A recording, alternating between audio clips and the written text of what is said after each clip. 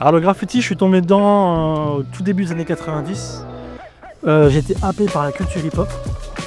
En fait, j'ai fait de la danse, j'ai essayé de faire du rap. Le graffiti était la composante graphique de la culture hip-hop. En tout cas, nous, on l'a reçu comme ça en Europe. Et moi, je suis originaire de la ville de Metz. J'étais piètre danseur, j'étais encore pire rappeur. Et j'ai vu le dessin depuis tout petit. Moi, je dessine vraiment depuis que j'ai l'âge de tenir un crayon. J'étais, pour ainsi dire, quasiment le premier à faire des fresques couleurs travaillées. Donc, il n'y avait pas d'internet, il n'y avait rien, il y avait très peu d'informations. J'ai eu la chance de tomber sur un livre à la Fnac. Au début, je ne faisais même pas assez d'argent pour me l'acheter, donc j'allais voir régulièrement à la Fnac, je regardais pour avoir des idées, puis après je repartais jusqu'à ce que je puisse me l'acheter. Et aujourd'hui, c'est devenu un collector. C'est vraiment le premier livre sur le graffiti en France, qui s'appelle Paris ton quart, c'est une bible pour moi.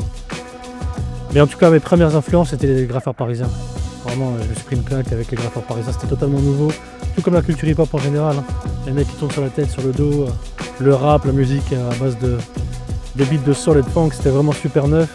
Ça m'a vachement intrigué et il y a un petit côté, au départ, il y avait un petit côté, comment dire, illégal qui était attirant aussi.